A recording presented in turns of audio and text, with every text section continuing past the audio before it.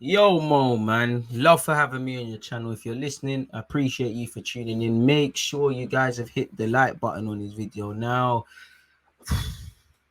Meaty today, man. What can you say? You're going to ask me what went wrong like you always do. What went right? It's a shambles, for a team that's been waffling about the next 8 to 9 games or a cup final. But if we play a cup final like that, it's going to be like when we played Chelsea, used to play Chelsea in the League Cup and that. Everything went wrong. We know lack of depth, injuries, all of these things are going to play a part. I feel they did play a part today. Obviously, the youth aspect played a part today as much as it is what it is. I don't think we was helped by Mikel Arteta's tactics today. Xhaka to the left-hand side and the knock-on ripple effect that caused with the lack of midfield and no mitigation plan. I think we played a very expansive midfield and untested, and it was in the future. I think it could be something exciting, but they were left to their own devices, really, especially against an experienced manager in Graham Potter, a good tactician, and a back three. It was always going to be poor. One disappointing thing is I don't think we really committed to playing an offensive game where if we played that offensive team, but in reality, maybe it was always destined to fail because of these things. And, we just we were hitting balls into the channels for Saka, and it's a myth. He's playing poor anyways. Smith Rowe's not in the game. Odegaard up until the last half an hour when he scored, and that's not really in the game. Cedric is taking set pieces.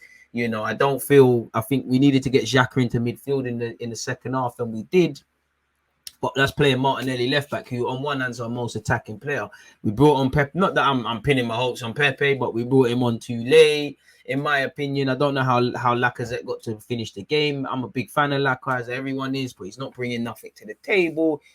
It's just terrible, isn't it, really? We let Brighton get their first win in a hot second, really, and it's a bitter pill to swallow, but we have to go again against Southampton, who I know lost 6-0 today, probably not going to play to that standard, so bitter pill to swallow, back-to-back defeats. We just have to eat it and go again, but the disappointing thing for me is in these last 2 games, we just simply not turned up, regardless of the context is we've just not turned up. We've just not made it difficult, For instance, with Palace, we didn't see a team that was worthy of all the praises that Vieira's and they have been getting, not for anything of their own, it's because we didn't play to a standard. We didn't play to a certain standard today, man. And it's disappointing. Maybe it's the player of the month. Maybe it's the fact that we're playing teams that have birds and whatnot in the Eagles and Seagulls. Maybe we need to stop playing these teams.